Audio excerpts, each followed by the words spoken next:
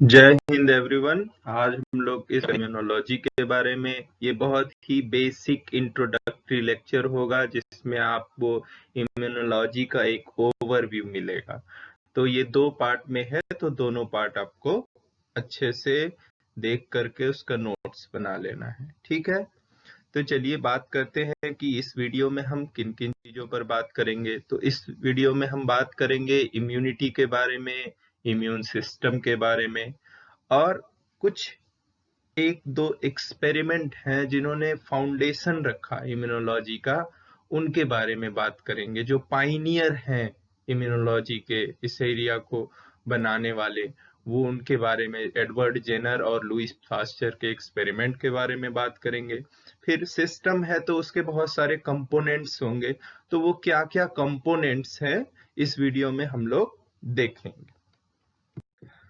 तो पहले बात करते हैं डेफिनेशन ऑफ इम्यूनोलॉजी। भाई इम्यूनोलॉजी है क्या? तो इम्यूनोलॉजी में जो इम्यूनिस वर्ड होता है लैटिन में, उसका मतलब होता है एग्जेम्प्ट। उसी से इंग्लिश वर्ड बना है इम्यूनिटी। उसका मतलब होता है a state of protection from infectious diseases. ठीक है। तो ये क्या करता है? इम्यूनिटी का मतलब क्या है? एक ऐसा स्टेट ऑफ प्रोटेक्शन जो हमें इन्फेक्शियस डिजीजेस से बचाए। ठीक है ना। तो जैसे अब इस स्टेट ऑफ प्रोटेक्शन का जो वो है, उसको जब हम अध्ययन करते हैं तो उसी को कहते हैं इम्यूनोलॉजी।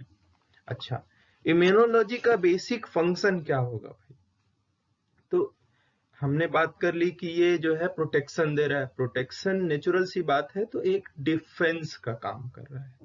कोई भी बैक्टीरिया, वायरस, ये पैथोजेंस है ना। तो ये डिजीज कॉज कर रहे हैं, तो उनसे हमें सुरक्षा प्रदान कर रहा है, डिफेंस प्रदान कर रहा है। ठीक है। और दूसरी ये तो हो गए एक्सटर्नल हमारे जो थ्रेट्स हैं। और इंटरनल थ्रेट्स क्या है? कोई हमारे बॉडी का सेल है, वो जो है ऑल्टर्ड हो जाए उसका जीनोम और वो प्रॉब्लम क्रिएट करे, तो जैसे कैंसरस सेल है। तो दो तरह का डिफेंस इसको देना है। कौन कौन सा? एक तो एक्सटर्नल जो है, नॉन सेल्फ उनको बोल सकते हैं। एक जो सेल्फ के अंदर एंट्रेशन है उससे। तो हम एक बेसिक छोटा सा डिफिनीशन लिखते हैं। तो the immune system is a defence system that protect us from invading pathogens and cancer. ठीक है भाई। अच्छा, फिर से मैं रिपीट कर दे रहा हूं। The immune system is a defence system that protects us from invading pathogens and cancer. ये तो भाई एक जो है एक बहुत बेसिक सा डिफिनीशन हो गया, है ना।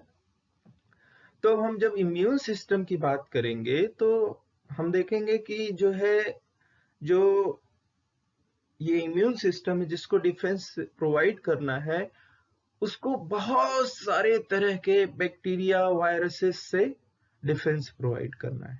ठीक है। तो उसको डाइवर्स होना चाहिए कि नहीं? बोलिए, डाइवर्सिटी होनी चाहिए, उसमें वैरायटी होनी चाहिए कि नहीं? हाँ। अच्छा, दूसरी चीज, जब कोई बैक्टीरिया या वायरस है, इनकी जो कैपेबिलिटी है म्यूटेशन की, वो बहुत एनार्मस है, वो बहुत जल्दी से म्यूटेट कर जाते हैं। तो और दूसरी चीज, एक बार कोई इन्फेक्शन हो गया तो वो दोबारा ना हो, उसके लिए सिस्टम को तैयार होना पड़ेगा कि नहीं? तैयार होना पड़ेगा। तो दूसरा चीज क्या होना चाहिए? एडाप्टिव होना चाहिए इम्यून सिस्टम को। ठीक है ना। तो ये जो दो जो है एडजेक्टिव इसमें जुड़ेंगे, एक तो वो डाइवर्स होना चाहिए, दूसरा अडाप्टिव होना चाहिए। अच्छा, ये इम्यून सिस्टम क्या केवल हमारे अंदर है? अच्छा, इम्यून सिस्टम की जब बात करते हैं, तो जो आप जब प्रिमिटिव ऑर्गेनिज्म में देखेंगे तो वहां सिंपल है कि सेल्स हैं, दे फैगोसाइटाइज द माइक्रो ऑर्गेनिज्म, है ना। लेकिन जब आप आएंगे साइक्लोस्टोम्स में, तो वहां से गाल्ट शुरू हो जाता है। गाल्ट एक ऑर्गन है जहां पे इम्यून सिस्टम जो है पाया जाता है। इसके बाद है स्प्लीन, इसके बाद हम लोगों में थाइमस है, बोन मैरो है, इस तरह के स्ट्रक्चर है।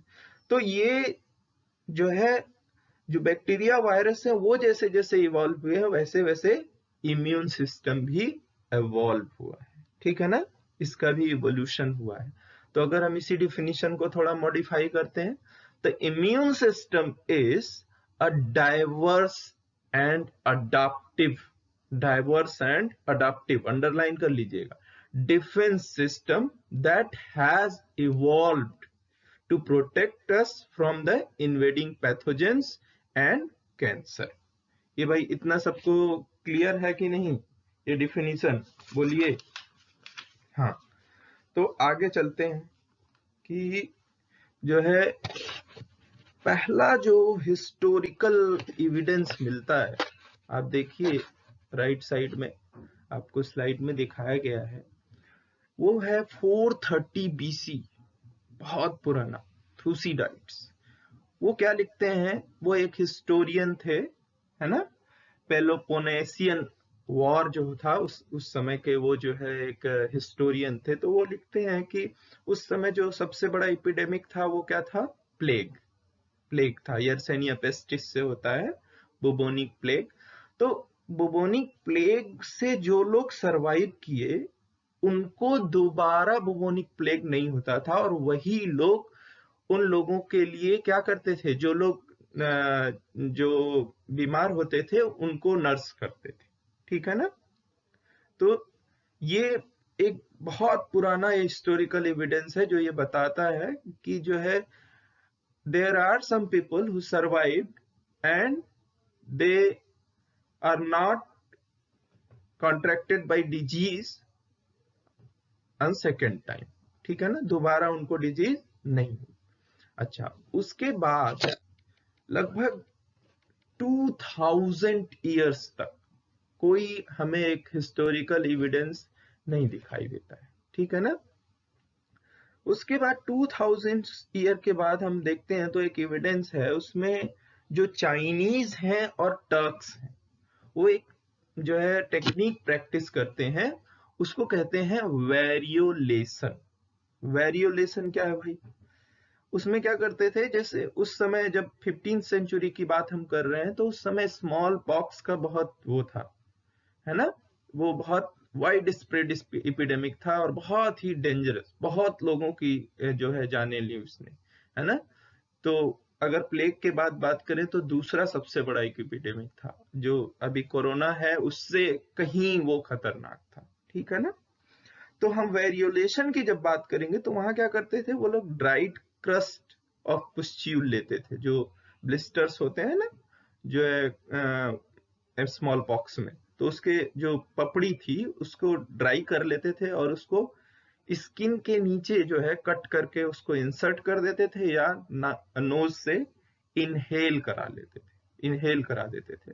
इसमें बहुत से सारे लोग मर गए और कुछ उसमें से सरवाइव भी किए। तो उस समय यूरोप में एक लेडी हुआ करती थी, लेडी मैरी मोंटागू, ठीक है ना। तो उन्होंने देखा कि ये वेरियोलेशन प्रैक्टिस से बहुत सारे लोग सरवाइव कर रहे हैं। तो उन्होंने क्या किया, जब वो इंग्लैंड आई, वो एक ब्रिटिश एम्बेसडर की वाइफ थी, तो जब वो इंग्लैंड आई तो उन्होंने अपने खुद के बच्चे पे वेरियोलेशन परफॉर्म किया। सोचिए कितना मतलब डेयर डेविल वुमेन होगी जिन्होंने ये जो है परफॉर्म किया। लेकिन कोई भी अभी तक ऐसा एक्सपेरिमेंटल एविडेंस नहीं है कि जो है ऐसा कुछ है इम्यूनोलॉजी, ठीक है ना। इम्यूनोलॉजी के बारे में कोई ऐसा एक्सपेरिमेंटल एविडेंस आपको नहीं मिलता है। जो पहला हिस्टोरिकल जो है एविडेंस मिलता है वो है सर एडवर्ड जेनर का। एडवर्ड जेनर साहब एक फिजिशियन थे, तो वो काम करते थे काउ पॉक्स पे।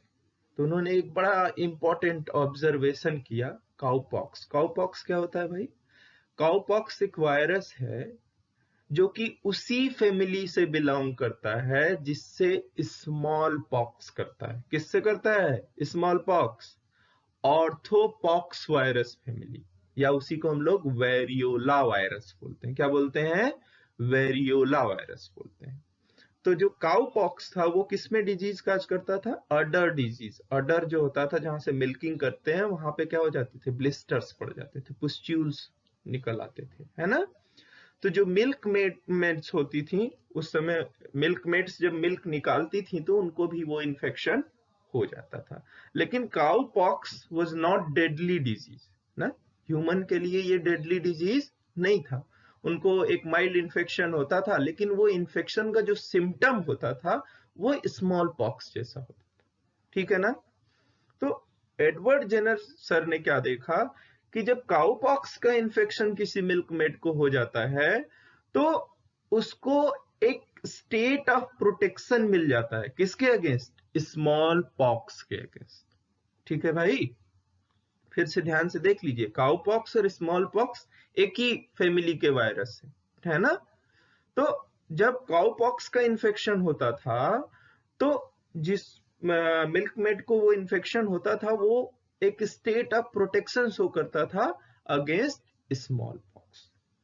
तो उन्होंने क्या सोचा कि अगर हम काउ पॉक्स के पोस्ट्यूल का फ्लूइड लें और उसको ह्यूमन में इंजेक्ट कर दें तो क्या ये प्रोटेक्शन नहीं देगा? तो ही परफॉर्म द एक्सपेरिमेंट।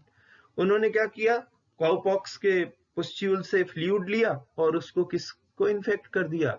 एक 8 ईयर बॉय को, ठीक है ना। इन्फेक्ट करने के बाद वो जब रिकवर कर गया तो उसको उन्होंने इंटेंशनली चेक करने के लिए कि भाई अगर हमने काउपॉक्स से इन्फेक्ट कर दिया है तो उसको क्या स्मॉल पॉक्स होगा? तो उन्होंने क्या किया, उसको स्मॉल पॉक्स से इन्फेक्ट करा दिया। जब इन्फेक्शन कराया तो उन्होंने देखा उसको कोई स्मॉल पॉक्स का सिम्टम नहीं आया। अब भाई ये क्या है? मतलब काउ पॉक्स के अंदर कुछ ऐसा स्मॉल पॉक्स जैसा फीचर है जिसको बॉडी के अंदर एक सिस्टम है, इम्यून सिस्टम, जो लर्न कर ले रहा है, और लर्न करने के बाद जब दोबारा उस तरह के स्ट्रक्चर आ रहे हैं तो उनसे लड़ने के लिए एक इम्यूनिटी वो दे रहा है, ठीक है ना। तो यहाँ पे एक इंपॉर्टेंट चीज निकल के आती है कि इम्यून सिस्टम जो है वो एडाप्टिव है और उसके अंदर मेमोरी होती है, ठीक है ना। और उसको उन्होंने डॉक्यूमेंट भी किया, उन्होंने उसको पब्लिश किया ट्रीटीज में on the origin of the vaccine inoculation, ठीक है ना। तो ये पहला जो है एक एक्सपेरिमेंटल एविडेंस है ना। ये एक अनइथिकल है क्योंकि आप डायरेक्ट काउ से जो है चीजों को ले रहे हैं और ह्यूमन पे परफॉर्म कर रहे हैं, तो आज के समय में ये अनइथिकल है, ठीक है ना। तो अब नेक्स्ट बात कर, अच्छा, आजकल टीवी और न्यूज पे या वर्ल्ड में सबसे ज्यादा डिमांड किस चीज की है? बताइए इस पेंडेमिक सिचुएशन में। हाँ बताइए, पेंडेमिक से बचना है ना, तो क्या सबसे ज्यादा न्यूज आता है? अच्छा, ये वैक्सीन इस ट्रायल स्टेज में है, या वैक्सीन वैक्सीन पे बहुत ज्यादा आपको जो है वो मिलेगा, एवरीवन नोज इट कि वैक्सीन वैक्सीन वैक्सीन। लेकिन वैक्सीन जो वर्ड है वो कहाँ से आया, और उसका एक बेसिक आइडिया आपको लुइस पास्चर साहब के एक्सपेरिमेंट से लगेगा, ठीक है ना। और इन्होंने ही सबसे पहले वैक्सीन वर्ड का यूज किया, ठीक है ना। अच्छा, चलिए देखते हैं। तो आप जो है एक साइंटिस्ट थे तो आप काम करते थे किस पे? पास्चुरेला मल्टोसिडा एक बैक्टीरिया है जो फाउल कॉलरा काज करता है, किसमें? चिक्स में, ठीक है ना। ये बड़ी डेडली डिजीज होती है, तो ये जो है पोल्ट्री इंडस्ट्री के लिए बहुत डेंजरस है। तो वो उन्होंने क्या किया, पेट्री डिश में कल्चर किया इस बैक्टीरिया को, पास्चुरेला मल्टोसिडा को, है ना, और उसको इन्फेक्ट कर दिया चिक्स में। तो चिक्स को नेचुरल सी बात है, इन्फेक्शन होगा तो डिजीज डेवलप होगी, फाउल कॉलरा, और उसकी डेथ हो जाती थी, ठीक है ना। तो इसी को वो स्टडी कर रहे थे। तो बाय द टाइम वो चले गए समर वैकेशन के लिए, तो जब वो समर वैकेशन से लौट के आए तो जब भी भाई हम कोई काम छोड़ के जाते हैं फिर लौट के आते हैं तो लगता है अरे काम तो बहुत छूट गया है, तो फिर हमें कुछ करना चाहिए। तो वो उन्होंने क्या किया, जल्दी से क्या किया, जो ओल्ड कल्चर था बैक्टीरिया का उसको लिया और उसको इंजेक्ट कर दिया एक फ्रेश स्टॉक ऑफ चिक्स में। तो उन्होंने देखा कि उनको कॉलरा तो हुआ पर माइल्ड सिम्टम्स आए और वो रिकवर कर गए। अब लुईस पास्चर साहब ने सोचा कि ये ऐसा क्यों हुआ? पहले तो मैं यही एक्सपेरिमेंट इतनी बार रिपीट करता था और हमको हमेशा कॉलरा होता था चिक्स को और उनकी डेथ हो जाती थी। तो उन्होंने सोचा कि हो सकता है ये ओल्ड कल्चर की वजह से हुआ, है ना? तो उन्होंने क्या किया, फ्रेश कल्चर बनाया और एक नया स्टॉक ऑर्डर किया था चिक्स का, है ना? लेकिन वो आ नहीं पाया तो उन्होंने क्या किया कि अच्छा चलो जो ये माइल्ड कॉलरा से रिकवर्ड वाले हैं इन्हीं को इंजेक्ट कर देते हैं। तो इन्होंने उनको ही इंजेक्ट कर दिया फ्रेश कल्चर। तो इस बार तो कोई प्रॉब्लम नहीं होनी चाहिए भाई कि फ्रेश कल्चर देते थे तो कॉलरा होता था और डेथ हो जाती थी। तो इस बार जब इन्होंने इंजेक्ट किया तो उन्होंने देखा कि कोई डेथ नहीं हुई और कोई कॉलरा का सिम्टम भी नहीं आया। तो ही बिकेम वेरी सरप्राइज्ड। तो उन्होंने क्या अपना एनालिसिस जो इन्फरेंस ड्रॉ किया वो किया कि अगर हम वीकेंड जो है पैथोजन है, बैक्टीरियल स्ट्रेन है, उसको लेते हैं और उसको किसी एनिमल में इंजेक्ट करते हैं तो उसको माइल्ड सिम्टम आएगा, लेकिन it will get a state of protection. ठीक है ना? तो ये बड़ा इंपॉर्टेंट ऑब्जर्वेशन था उनका, है ना? तो अब देखिए यहाँ पे एक और चीज हम लोग समझ लेते हैं कि जब हमने ओल्ड कल्चर दिया था तो नेचुरल सी बात है उस बैक्टीरिया के अंदर डिजीज कॉज करने की कैपेबिलिटी नहीं थी, लेकिन उसके स्ट्रक्चर तो वहीं पे थे। तो उन स्ट्रक्चर को जो ये चिक का इम्यून सिस्टम था उसने लर्न कर लिया। ठीक है ना? अब जब हम फ्रेश कल्चर दे रहे हैं तो ऑलरेडी वो जो है उसके लिए तैयार है, उसको लर्न कर चुका है, तो देयर इज नो कॉलरा। ठीक है ना? तो यहाँ पे एक बहुत ही इंपॉर्टेंट इन्फ्रेंस ड्रॉ किया उन्होंने कि attenuated or weakened bacterial strain might give protection against cholera. ठीक है ना भाई? अब ये एटेन्यूएटेड और वीकेंड क्या है भाई? ऐसा बैक्टीरियल स्ट्रेन जो डिजीज तो कॉज नहीं कर सकता, माइल्ड सिम्टम आएंगे लेकिन डिजीज कॉज नहीं कर सकता। तो इसी को इन्होंने नाम दिया वैक्सीन। अब देखिए वैक्सीन नाम क्यों दिया?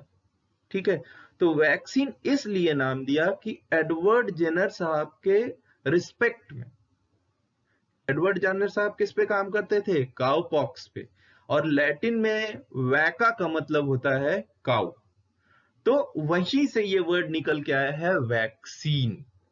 अब हमें नहीं लगता है कि आपको भूलेगा, सबको याद रहेगा भाई, वैक्सीन का बेसिक कॉन्सेप्ट आ गया। तो वैक्सीन क्या है? Attenuated or weakened bacterial strain that gives protection against the disease जो वो कॉज करता है। ठीक है ना? तो अभी जो हम लोग पोलियो की वैक्सीन देते हैं आईपीवी, वो भी एकदम सेम इसी कॉन्सेप्ट पे बेस्ड है ना? अच्छा, अब एक और चीज है यहाँ पे कि एडवर्ड जेनर साहब ने यही नहीं किया, इसके बाद इन्होंने एंथ्रैक्स का भी वैक्सीन डेवलप किया। उसमें भी उन्होंने क्या किया, बैक्टीरिया जो एंथ्रैक्स का पॉजिटिव एजेंट है उसको वीकेंड किया और उसके बाद इंजेक्ट किया, तो उन्होंने देखा कि उसके अगेंस्ट भी इम्यूनिटी मिलती। और एडवर्ड जेनर ने ही 1885 में पहली वैक्सीन जो है वो बनाई, वो किसके अगेंस्ट? रेबीज के अगेंस्ट। और जहां वो काम करते थे उसी इंस्टीट्यूट में एक लड़का था, उसको डॉग बाइट हो जाता है, उसको रेबीज रहता है, तो उसको उन्होंने वो जो है पहला वैक्सीनेशन करके उसको बचाया और बाद में उसी ने उस वहां पे गार्ड का काम किया बहुत सालों तक। ठीक है? तो ये लुईस पास्चर साहब ने स्टैब्लिश किया, है ना? तो ये दो एक्सपेरिमेंट है, इन्होंने फाउंडेशन रखा इम्यूनोलॉजी का, है ना? इसीलिए इनको पाइनियर एक्सपेरिमेंट बोलते हैं, है ना? और इसके बाद तो इम्यूनोलॉजी में बहुत सारी डिस्कवरीज हुई, मोर देन 20 नोबेल प्राइज दिए गए हैं। ठीक है ना? तो अब हम बात करते हैं कि भाई अभी तक तो ये है कि एक सिस्टम है, लेकिन जब सिस्टम होगा तो उसके बहुत सारे कंपोनेंट होंगे। तो व्हाट आर द कंपोनेंट्स? तो देखिए यहाँ पे ब्लड दिखाया गया, एक सैंपल ऑयल है। तो ब्लड को जब आप रूम टेम्परेचर पे रख देते हैं तो आप देखते हैं कि 1 आवर के बाद there is a 2 separate phases, one is serum, another is clot. अच्छा, आजकल प्लाज्मा थेरेपी बहुत लोग सुन रहे हैं, प्लाज्मा प्लाज्मा प्लाज्मा थेरेपी, है ना? सुन रहे हैं कि नहीं? अच्छा, तो प्लाज्मा और सीरम में क्या अंतर है भाई? सीरम जो है वो क्लॉटिंग के बाद कलेक्ट होता है, तो उसमें कोई क्लॉटिंग फैक्टर नहीं होगा। लेकिन प्लाज्मा क्लॉटिंग के पहले कलेक्ट होता है, उसको सेपरेट किया जाता है डायरेक्टली बॉडी से, मशीन होती है उसके लिए, है ना? तो वहां से प्लाज्मा लेते हैं। अच्छा, ये इंपॉर्टेंट क्यों है देखते हैं। अब देखिए, जो पहला एविडेंस आता है कि what are the components of immune system, तो वो आता है कि सीरम। सीरम जो होता है उसके अंदर इम्यून प्रॉपर्टी है, और वॉन बेरिंग और कितासातो सर को इसके लिए 1901 में नोबेल प्राइज भी दिया गया। सोचिए, इतनी छोटी सी डिस्कवरी जो हमें अभी छोटी लग रही है, उस समय वो बहुत बड़ी डिस्कवरी हुआ करती थी। Because we have very little techniques and knowledge about the biological system. अच्छा, तो आगे चल के एक साइंटिस्ट थे, उन्होंने, क्या नाम था, एल्विन कबात। अब ये बात आई, भाई पूरा सीरम में तो बहुत सारे कंपोनेंट होंगे, तो कौन सा कंपोनेंट है वो? तो एल्विन कबात साहब ने डिस्कवरी की इम्यूनोग्लोबुलिन्स की, जिसे हम लोग आज की भाषा में क्या जानते हैं? एंटीबॉडी। क्या जानते हैं? एंटीबॉडी, जानते हैं ना? तो एंटीबॉडी के बारे में सबसे पहले एल्विन कबात साहब ने बताया, ठीक है ना? और उसी से कॉन्सेप्ट आता है ह्यूमोरल इम्यूनिटी का। किसका कॉन्सेप्ट आता है? ह्यूमोरल इम्यूनिटी का, है ना? अच्छा, तो ये पहला कंपोनेंट हो गया कि ये जो है एक सॉल्युबल फैक्टर है। ये क्या है? एक सॉल्युबल फैक्टर है। अच्छा, दूसरा जो आता है वो है कि उन्होंने क्या किया, मेटचनिकोव साहब ने क्या किया, ल्यूकोसाइट लिया और कुछ एक्सपेरिमेंट परफॉर्म किया। तो उन्होंने उसके बेसिस पे एक कंक्लूजन ड्रॉ किया कि there is cell mediated immunity. उन्होंने क्या कहा, ये सेल्स हैं जो कि इम्यूनिटी प्रोवाइड करती हैं। तो बहुत समय तक ये डिबेट चला कि whether cells are providing immunity or humoral immunity. तो कौन सा, सेल मेडिएटेड इम्यूनिटी चलेगा कि ह्यूमरल इम्यूनिटी चलेगा? ठीक है ना? आज हम जानते हैं कि दोनों ट्रू है, दोनों काम करते हैं, ठीक है? तो हम लोग देखते हैं कि भाई सेल्स कौन कौन सी हैं। तो जब आप डॉक्टर के पास जाते हैं तो वो करते हैं टीएलसी, डीएलसी। तो टीएलसी में तो टोटल ल्यूकोसाइट काउंट होता है, जिसका ऑन एवरेज जो नंबर होता है वो होता है 7000 सेल्स पर माइक्रोलीटर, जो एवरेज है ना? एक ml में कितने माइक्रोलीटर हुए भाई? 1000। तो आप समझ लीजिए कि एक ही ml सेल में, जब एक ही ml ब्लड में इतनी सारी सेल्स हैं, तो आपके 5 लीटर ब्लड में कितनी सेल्स होंगी? संख्या को आप समझिए, है ना? तो इसमें आते हैं ल्यूकोसाइट्स आते हैं और लिम्फोसाइट्स आते हैं। तो ल्यूकोसाइट्स जब हम कहेंगे तो न्यूट्रोफिल, इओसिनोफिल, बेसोफिल और मोनोसाइट, ये 4 सेल्स आएंगे, है ना? और जो लिम्फोसाइट है वो 2 तरह की सेल उसमें आपको दिखाई गई हैं, है ना? जो आपको 12th से पढ़ते आ रहे हैं, बी सेल, टी सेल, है ना? एक और क्लासिफिकेशन आप पढ़ते हैं, वो है ग्रेनुलोसाइट और ए ग्रेनुलोसाइट। पढ़ते आ रहे हैं कि नहीं? तो उसमें क्या करते हैं हम लोग, लिस्मैन स्टेन से एक ब्लड स्मीयर बनाते हैं और उसको स्टेन करते हैं। तो लिस्मैन स्टेन में क्या होता है कि वहां पे एक बेसिक कंपोनेंट है डाई का और एक एसिडिक कंपोनेंट है ना? तो आप देखिए, जब हम ग्रेनुलोसाइट की बात कर रहे हैं तो वहां जब हम देख रहे हैं तो जो ग्रेन्यूल्स हैं दे आर न्यूट्रल, ठीक है ना? वो न्यूट्रल है, इसीलिए नाम क्या पड़ा, न्यूट्रोफिल। इओसिनोफिल क्या है? इओसिनिक ग्रेन्यूल्स है, एसिडिक उनका वो है, नेचर है। तो वहां पे वो क्या है, इओसिनोफिल नाम पड़ा। ठीक है ना। इसी तरह से जब ग्रेन्यूल्स का नेचर क्या है, बेसिक है, तो क्या नाम पड़ा, बेसोफिल्स। ठीक है भाई, याद रहेगा कि क्यों। और दूसरा क्लासिफिकेशन के लिए जो हम लोग यूज करते हैं ल्यूकोसाइट्स के, वो है न्यूक्लियस का शेप। तो आप जब देखेंगे न्यूट्रोफिल में, तो देखिए ट्राइलोब्ड न्यूक्लियस है, पीछे से दिख रहा है ना।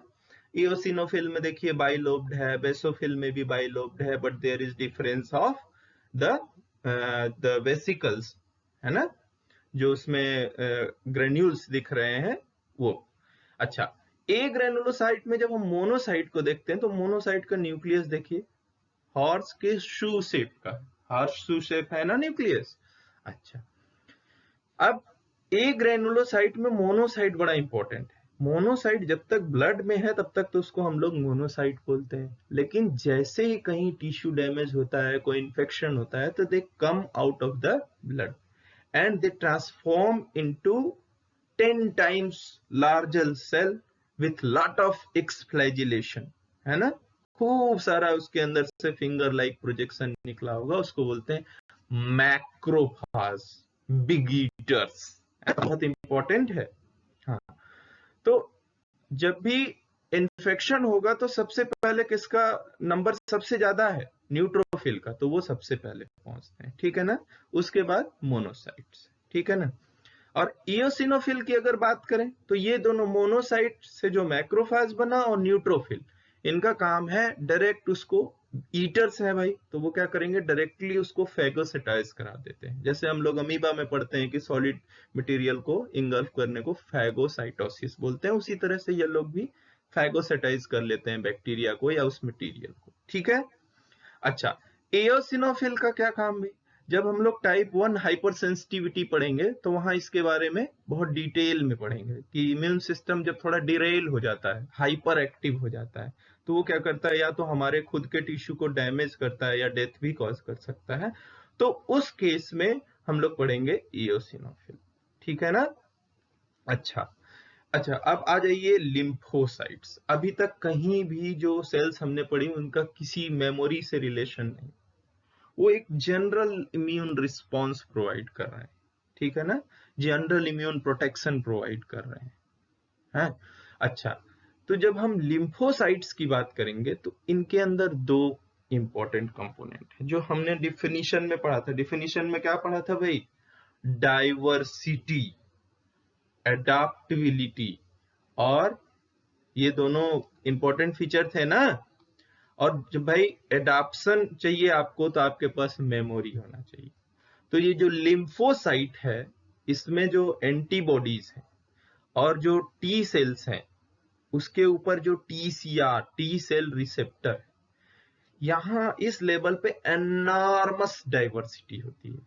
मतलब ये डाइवर्सिटी कैसे अराइज होती है, इसके बारे में भी हम लोग पढ़ेंगे, है ना, बीडीजे जैन और सोमेटिक हाइपरम्यूटेशन, ये सब पढ़ेंगे बाद में। लेकिन आप जान लीजिए कि इन दोनों की वजह से ही क्या है, इनॉर्मस डाइवर्सिटी है। और दोनों सेल्स के अंदर क्या है, किसी भी इंफेक्शन के बाद ये एक मेमोरी रखती हैं, ठीक है ना। एडाप्टिव होने के लिए आपको क्या करना होगा, जो पहले की सिचुएशन थे उसको लर्न करना होगा, तभी तो आप एडाप्टिव होंगे। तो यहाँ पे मेमोरी है, ये एडाप्टिव है, और डाइवर्सिटी किस वजह से है, एंटीबॉडी की वजह से है और टी सेल की वजह से है।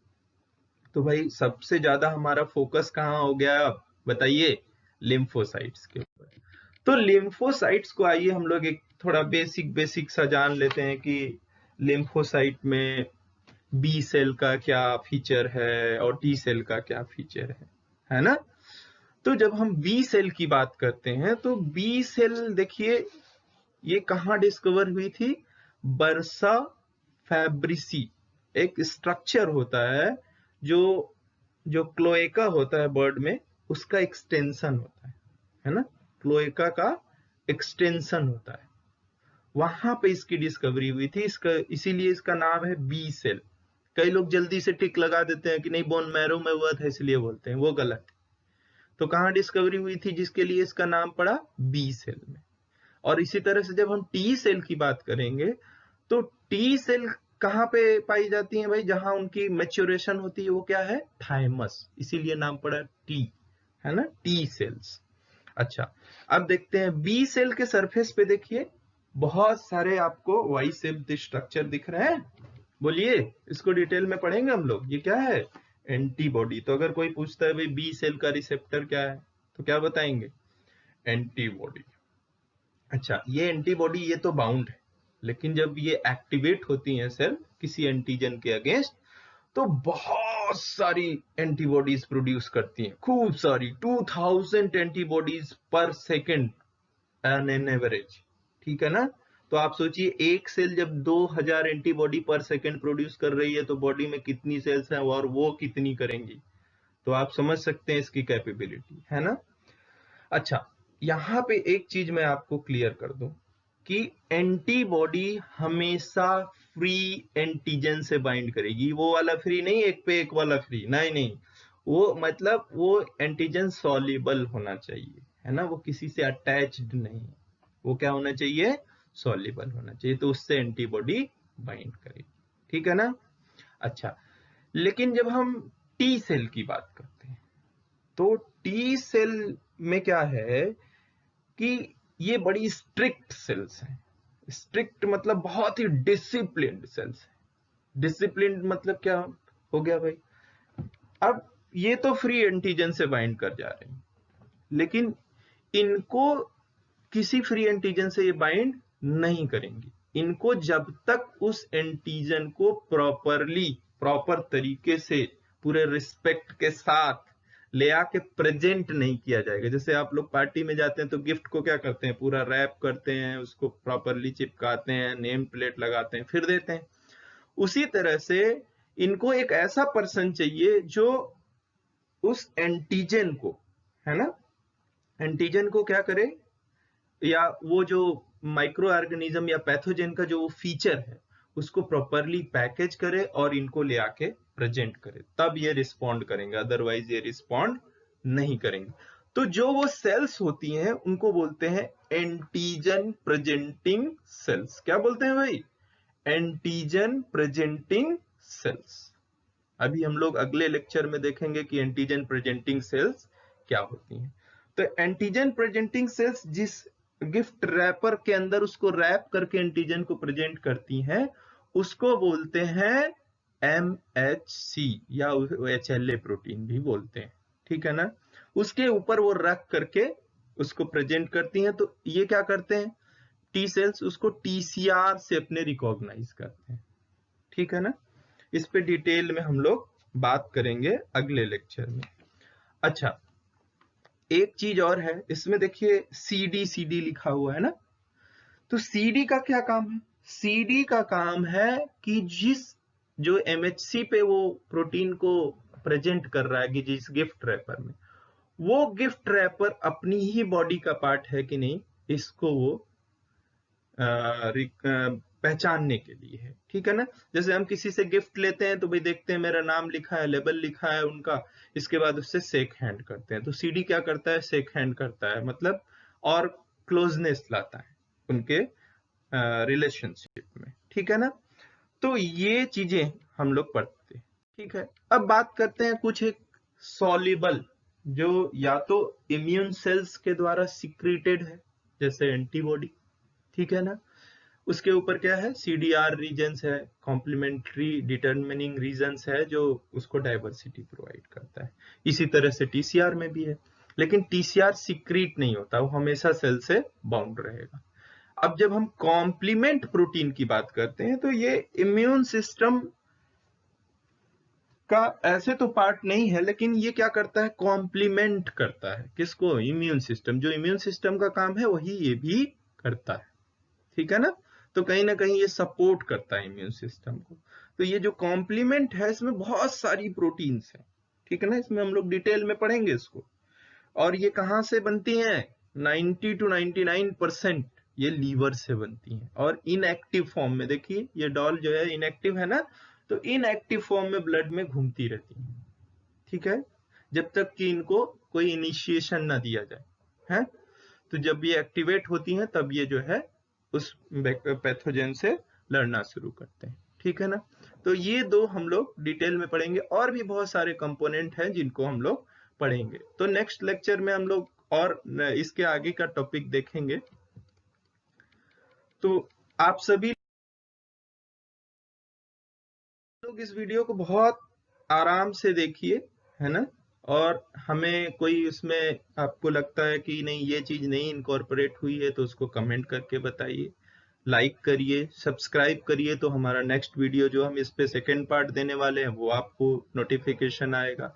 व्यू करना बड़ा इंपॉर्टेंट है। व्यू करने से आपको क्या होगा, धीरे धीरे आराम से चीजों को समझते हुए चलिए। Thank you for watching Advaita academy videos.